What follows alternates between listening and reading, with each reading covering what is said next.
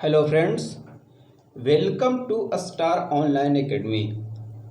यह वीडियो आगामी विभिन्न परीक्षाओं जैसे यूपीएससी, पीसीएस, नेट, जेआरएफ के प्रारंभिक परीक्षाओं को ध्यान में रखकर बनाया गया है, जिसमें समान अध्ययन के अलग अलग खंडों का मॉडल प्रश्न तैयार किया गया है।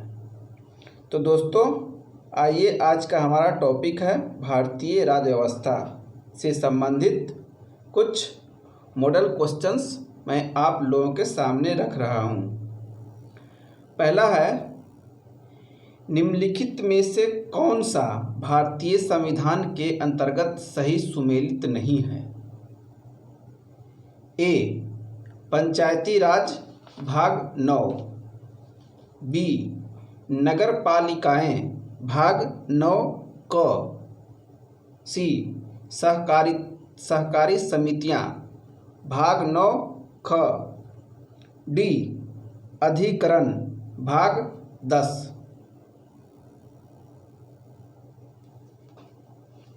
राइट आंसर डी, अधिकरण भाग 10। ये सही सुमेलित नहीं है। आइए व्याख्या। भारतीय संविधान के भाग 9 के अंतर्गत पंचायतों की व्यवस्था की गई है। 74वें संविधान संशोधन अधिनियम 1992 के द्वारा संविधान में भाग 9 का जोड़ा गया, जो कि नगर पालिकाओं से संबंधित है। 97 संविधान संशोधन अधिनियम 2011 के द्वारा संविधान में भाग 9 ख जोड़ा गया है, जो सहकारी समितियों से संबंधित है, जबकि संविधान के भाग 10 के अंतर्गत अनुसूचित और अनुसूचित जनजाति क्षेत्र का उल्लेख है। भाग 14 क में अधिकरणों की व्यवस्था की गई है। नेक्स्ट, भारत का एक नागरिक अपनी नागरिकता खो देता है यदि वह पहला, भारतीय नागरिकता का परित्याग करता है, दूसरा, स्वेच्छा से अन्य देश की नागरिकता प्राप्त करता है, तीसरा, किसी अन्य देश की नागरिक से विवाह करता है, चौथा, सरकार की आलोचना करता है। नीचे दिए गए कूट का प्रयोग कर सही उत्तर चुनिए। ए. 1, 2 और 3, बी. 2, 3 और 4, सी. 1 और 2, डी. 1 और 4। राइट आंसर सी, 1 और 2 सही है। आइए व्याख्या देखते हैं। भारत के नागरिक को नागरिकता का लोपन निम्न दशाओं में होता है। पहला, भारतीय नागरिकता परित्याग की दशा में, दूसरा, स्वेच्छा से अन्य देश की नागरिकता ग्रहण करने पर, जबकि सरकार की आलोचना करने तथा अन्य देश के नागरिक से विवाह करने के कारण किसी भारतीय नागरिक की नागरिकता का लोप नहीं होता है। नेक्स्ट, निम्नलिखित में से कौन संविधान के अनुच्छेद 21 के दायरे में नहीं आता है? ए. एक चिकित्सक द्वारा घायल को चिकित्सकीय सहायता, बी. कार्यस्थल पर महिलाओं का लैंगिक उत्पीड़न, सी. पानी की गुणवत्ता का दूषित करना, डी. मृत्यु दंड। राइट आंसर डी, मृत्यु दंड। आइए व्याख्या देखते हैं। जगमोहन सिंह बनाम स्टेट ऑफ उत्तर प्रदेश के मामले में सर्वोच्च न्यायालय की 5 सदस्यीय पीठ ने मृत्यु को अनुच्छेद 21 का उल्लंघनीय मानने से इनकार कर दिया था। अतः स्पष्ट है कि मृत्युदंड अनुच्छेद 21 के दायरे में नहीं आता है। नेक्स्ट, निम्नलिखित में से कौन एक मौलिक अधिकार नहीं है? ए, उत्पीड़न के खिलाफ अधिकार। बी, समान कार्य के लिए समान वेतन। सी, कानून के समक्ष बराबरी। डी, धर्म पालन की स्वतंत्रता का अधिकार। राइट आंसर बी, समान कार्य के लिए समान वेतन ये मौलिक अधिकार नहीं है। व्याख्या, समान कार्य के लिए समान वेतन का उल्लेख मौलिक अधिकारों में न होकर राज्य के नीति निर्देशक तत्व के अंतर्गत अनुच्छेद 39 में किया गया है, जबकि शेष विकल्पों का उल्लेख मौलिक अधिकार में किया गया है। नेक्स्ट, भारतीय संविधान द्वारा प्रदत्त नागरिकों के मूल कर्तव्यों में निम्नलिखित में से क्या है?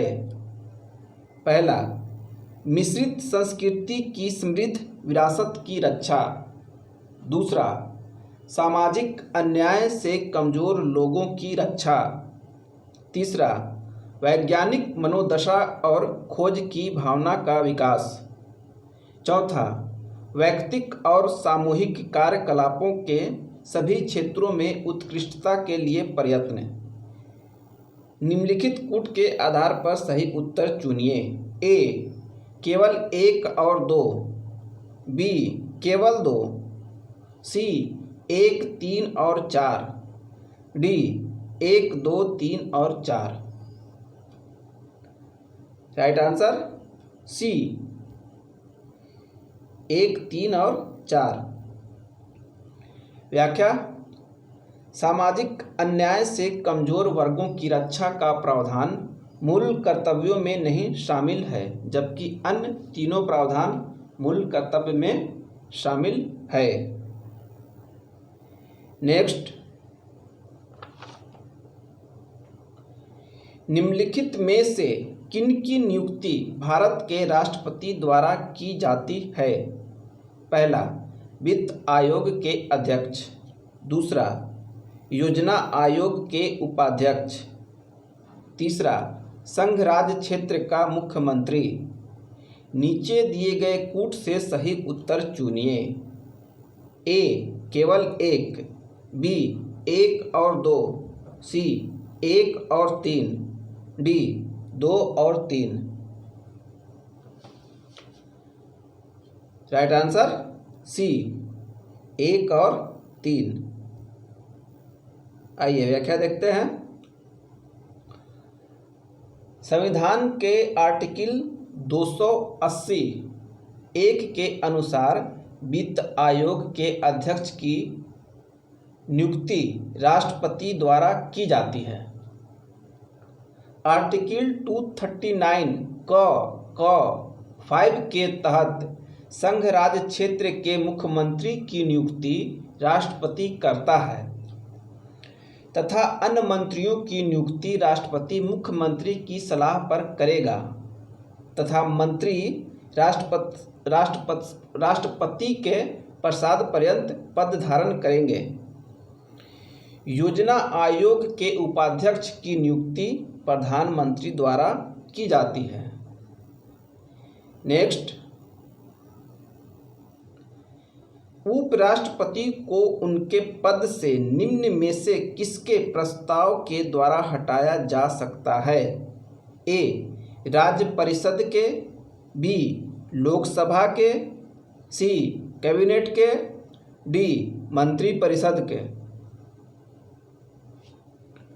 राइट आंसर ए, राज्य परिषद के। व्याख्या, संविधान के अनुच्छेद 67 के अनुसार राष्ट्रपति को राज्य परिषद अथवा राज्यसभा के ऐसे प्रस्ताव के द्वारा अपने पद से हटाया जा सकेगा जिसे राज्यसभा के तत्कालीन समस्त सदस्यों ने बहुमत से पारित किया है और जिससे लोकसभा सहमत है, किंतु इस खंड के प्रयोजन के लिए कोई प्रस्ताव तब तक प्रस्तुत नहीं किया जाएगा जब तक कि उस संकल्प को प्रस्तावित करने के आशय की सूचना कम से कम 14 दिन पूर्व उसे दे दी गई हो। नेक्स्ट, लोकसभा में आंग्ल भारतीय समुदाय के सदस्य मनोनीत करने की शक्ति किसके पास है? ए. उच्चतम न्यायालय, बी. भारत के राष्ट्रपति, सी. संसद, डी. प्रधानमंत्री। Right answer B. भारत के राष्ट्रपति। व्याख्या, संविधान के आर्टिकल 331 के अनुसार यदि राष्ट्रपति की राय में लोकसभा में आंग्ल भारतीय समुदाय का प्रतिनिधित्व पर्याप्त नहीं है तो वह इस समुदाय के अधिकतम 2 सदस्यों को मनोनीत कर सकता था। 104वें संविधान संशोधन अधिनियम 2019 के अनुसार अनुच्छेद 334 यानी 334 में संशोधन कर लोकसभा एवं राज्य विधानसभाओं आर्टिकल 333 में आंग्ल भारतीय सदस्यों के नामांकन के प्रावधान को समाप्त कर दिया गया है। नेक्स्ट, लोकसभा की बैठक समाप्त की जा सकती है। ए. स्थगन द्वारा, बी. सत्रावसान द्वारा, सी. विघटन द्वारा, डी. उपर्युक्त सभी द्वारा। Right answer D. उपर्युक्त सभी द्वारा। व्याख्या, लोकसभा की बैठक स्थगन, सत्रावसान तथा विघटन द्वारा समाप्त की जा सकती है। स्थगन लोकसभा अध्यक्ष करता है, जबकि सत्रावसान अनुच्छेद 85(2) क के अनुसार और विघटन आर्टिकल 85(2) ख के अनुसार राष्ट्रपति करता है। नेक्स्ट, सर्वोच्च न्यायालय का न्यायाधीश अपने पद त्याग सकता है पत्र लिखकर। ए. मुख्य न्यायाधीश को, बी. राष्ट्रपति को, सी. प्रधानमंत्री को, डी. वित्त मंत्री को। Right answer B. राष्ट्रपति को। व्याख्या, भारतीय संविधान के आर्टिकल 124(2) क के अनुसार सर्वोच्च न्यायालय का कोई न्यायाधीश राष्ट्रपति को संबोधित अपने हस्ताक्षर सहित लेख द्वारा अपना पद त्याग करता है। राष्ट्रपति अपने हस्ताक्षर और मुद्रा सहित अधिपत्र यानी वारंट द्वारा उच्चतम न्यायालय के प्रत्येक न्यायाधीश की नियुक्ति भी करता है। नेक्स्ट, सर्वोच्च न्यायालय में तदर्थ यानी एडहॉक न्यायाधीशों की नियुक्ति होती है जब ए. कतिपय न्यायाधीश दीर्घकालीन अवकाश पर जाते हैं, बी. अस्थायी नियुक्ति के लिए कोई उपलब्ध नहीं होता, सी. न्यायालय के समक्ष लंबित वादों में असाधारण वृद्धि होती है, डी. न्यायालय के किसी सत्र के लिए न्यायाधीशों का कोरम नहीं होता। Right answer D. न्यायालय के किसी सत्र के लिए न्यायाधीशों का कोरम नहीं होता। व्याख्या, संविधान के आर्टिकल 127(1) के अनुसार यदि किसी समय सर्वोच्च न्यायालय के सत्र को आयोजित करने या चालू रखने के लिए उस न्यायालय के न्यायाधीशों की गणपूर्ति पर्याप्त न हो तो भारत का मुख्य न्यायाधीश उच्च न्यायालय के न्यायाधीशों से सर्वोच्च न्यायालय में तदर्थ न्यायाधीशों की नियुक्ति करता है। वह ऐसा राष्ट्रपति की पूर्व सहमति एवं संबंधित उच्च न्यायालय के मुख्य न्यायाधीश के परामर्श के बाद करता है। तदर्थ न्यायाधीशों की नियुक्ति संबंधी प्रावधान केवल सर्वोच्च न्यायालय के संदर्भ में हैं, अन्य न्यायालयों के लिए नहीं हैं। नेक्स्ट, निम्नलिखित कथनों पर विचार कीजिए। पहला, किसी राज्य के राज्यपाल के विरुद्ध उसकी पदावधि के दौरान किसी न्यायालय में कोई दंडित कार्रवाई संस्थित नहीं की जाएगी। दूसरा, किसी राज्य के राज्यपाल की परिलब्धियां और भत्ते उसकी पदावधि के दौरान कम नहीं किए जाएंगे। उपयुक्त कथनों में से कौन से सही हैं? ए, केवल एक, बी, केवल दो, सी, एक और दो दोनों, डी, न तो एक न ही दो। राइट आंसर सी, एक और दो दोनों कथन सही हैं। व्याख्या, संविधान के अनुच्छेद 361 के खंड 2 में यह उपबंधित है कि राष्ट्रपति या राज्यपाल के विरुद्ध उसकी पदावधि के दौरान किसी न्यायालय में किसी भी प्रकार की दंडित कार्यवाही संस्थित नहीं की जाएगी या चालू नहीं रखी जाएगी। भारतीय संविधान के अनुच्छेद 158 राज्यपाल के पद के लिए शर्तें के विषय से संबंधित है। इसके खंड 4 के प्रावधानानुसार राज्यपाल की उपलब्धियां और भत्ते उसकी पदावधि के दौरान कम नहीं किए जाएंगे। नेक्स्ट, यदि बजट विधानसभा में पुरस्थापित होने से पूर्व खुल जाए तो क्या होगा? ए, मंत्रिपरिषद को त्यागपत्र देना होगा। बी, मुख्यमंत्री को त्यागपत्र देना होगा। सी, वित्त मंत्री को त्यागपत्र देना होगा। डी, उपयुक्त सभी। राइट आंसर सी, वित्त मंत्री को त्यागपत्र देना होगा। व्याख्या, राज्य के बजट को तैयार करने का कार्य वित्त मंत्री और संबंधित मंत्रालय के अधिकारी करते हैं। मंत्री अपने पद पर नियुक्त होने से पूर्व पद एवं गोपनीयता की शपथ लेता है। यदि बजट विधानमंडल में प्रस्तुत करने से पूर्व खुल जाए तो वित्त मंत्री को व्यक्तिगत जिम्मेदारी लेते हुए पद से त्यागपत्र दे देना होगा। नेक्स्ट, निम्नलिखित कथनों पर विचार कीजिए। पहला, किसी राज्य में मुख्य सचिव को उस राज्य के राज्यपाल द्वारा नियुक्त किया जाता है। दूसरा, राज्य में मुख्य सचिव का नियत कार्यकाल होता है। उपयुक्त कथनों में से कौन से सही हैं? ए, केवल एक, बी, केवल दो, सी, एक और दो दोनों, डी, न तो एक न ही दो। राइट आंसर ए, केवल एक। आइए व्याख्या देखते हैं। राज्य के मुख्य सचिव की नियुक्ति उस राज्य के राज्यपाल द्वारा की जाती है।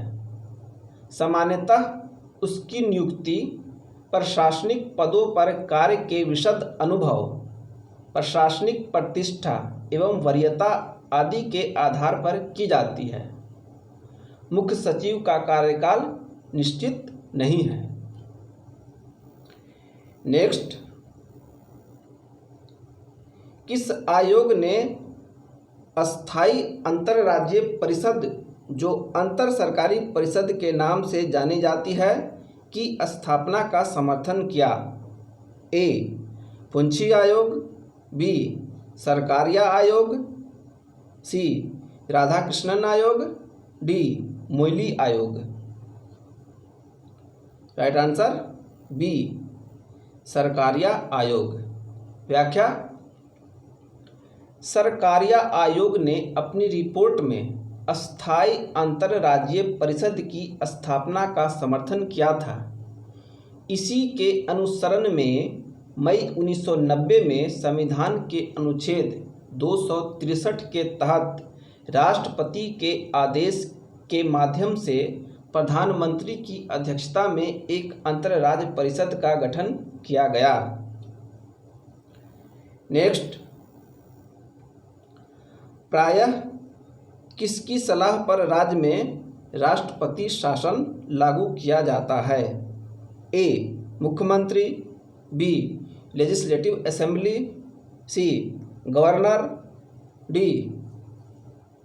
उच्च न्यायालय के मुख्य न्यायाधीश। Right answer C, governor. व्याख्या, आर्टिकल 356 के तहत राज्य में राष्ट्रपति शासन प्रायः गवर्नर यानी राज्यपाल की सलाह पर राष्ट्रपति द्वारा लागू किया जाता है। नेक्स्ट, केंद्र एवं राज्य के बीच वित्तीय विवादों के निपटारे का मुख्य एजेंसी है? ए. सर्वोच्च न्यायालय, बी. न्याय मंत्री, सी. वित्त मंत्री, डी. वित्त आयोग। Right answer A. सर्वोच्च न्यायालय। व्याख्या, केंद्र एवं राज्यों के बीच वित्तीय विवादों के निपटारे हेतु मुख्य एजेंसी सर्वोच्च न्यायालय है। भारतीय संविधान के अनुच्छेद 31 के तहत वह उपयुक्त मामलों का निपटारा करता है, जबकि वित्त आयोग संघ एवं राज्यों के बीच वित्त के बंटवारे की सिफारिश करता है। नेक्स्ट, निम्नलिखित में कौन एक संविधानेतर संस्था है? ए. संघ लोक सेवा आयोग, बी. वित्त आयोग, सी. निर्वाचन आयोग, D. NITI Aayog. Right answer D. NITI Aayog. व्याख्या, नीति आयोग एक संविधानेतर संस्था है। इसका उल्लेख संविधान में नहीं है। इसकी स्थापना 1 जनवरी 2015 को केंद्रीय मंत्रिमंडल के एक संकल्प द्वारा की गई थी, जबकि संघ लोक सेवा आयोग अनुच्छेद 315, वित्त आयोग अनुच्छेद 280 तथा निर्वाचन आयोग अनुच्छेद 324 के तहत संवैधानिक संस्थाएं हैं। नेक्स्ट, निम्नलिखित में से किसमें उच्चतर न्यायालयों के न्यायाधीशों की नियुक्ति में कार्यपालिका, विधायिका एवं मुख्य न्यायाधीश की भागीदारी की अनुशंसा की गई है? ए. राष्ट्रीय न्यायिक आयोग, बी. संविधान के कार्यान्वयन के पुनरीक्षण का राष्ट्रीय आयोग, सी. द्वितीय प्रशासनिक सुधार आयोग, डी. विधि आयोग का प्रतिवेदन। Right answer C. द्वितीय प्रशासनिक सुधार आयोग। व्याख्या, द्वितीय प्रशासनिक सुधार आयोग द्वारा उच्चतम न्यायालयों के न्यायाधीशों की नियुक्ति में कार्यपालिका, विधायिका एवं मुख्य न्यायाधीश की भागीदारी की अनुशंसा की गई है। नेक्स्ट, भारतीय संविधान की आधारभूत संरचना के सिद्धांत का तात्पर्य है कि ए. संविधान के कुछ लक्षण ऐसे अनिवार्य हैं कि उनका निराकरण नहीं किया जा सकता, बी. मूल अधिकारों को न तो कम किया जा सकता है न ही उसे छीना जा सकता है, सी. संविधान का संशोधन केवल आर्टिकल 368 में विहित प्रक्रिया से ही किया जा सकता है, डी. संविधान की उद्देशिका का संशोधन नहीं किया जा सकता क्योंकि वह संविधान का भाग नहीं है। साथ ही वह संविधान की आत्मा को प्रतिबिंबित करती है। Right answer A. संविधान के कुछ लक्षण ऐसे अनिवार्य हैं कि उनका निराकरण नहीं किया जा सकता। व्याख्या: भारतीय संविधान की आधारभूत संरचना के सिद्धांत का तात्पर्य है कि संविधान के कुछ लक्षण ऐसे अनिवार्य हैं जिन्हें समाप्त नहीं किया जा सकता है। उच्चतम न्यायालय ने सर्वप्रथम केशवानंद भारती बनाम केरल राज्य 1973 के अपने फैसले में यह स्पष्ट कर दिया है कि संविधान के कुछ आधारिक लक्षण हैं जिनका किसी भी स्थिति में संशोधन नहीं किया जा सकता है। तो दोस्तों, आज का ये वीडियो आप लोगों को कैसा लगा, कमेंट बॉक्स में जाकर हमें बताएं और अपने दोस्तों के बीच शेयर करें। आगे आने वाले वीडियो के लिए सब्सक्राइब अवश्य करें। अन्य किसी तरह की सहायता के लिए आप हमें व्हाट्सएप कर सकते हैं। नंबर है 9873727085। Thank you.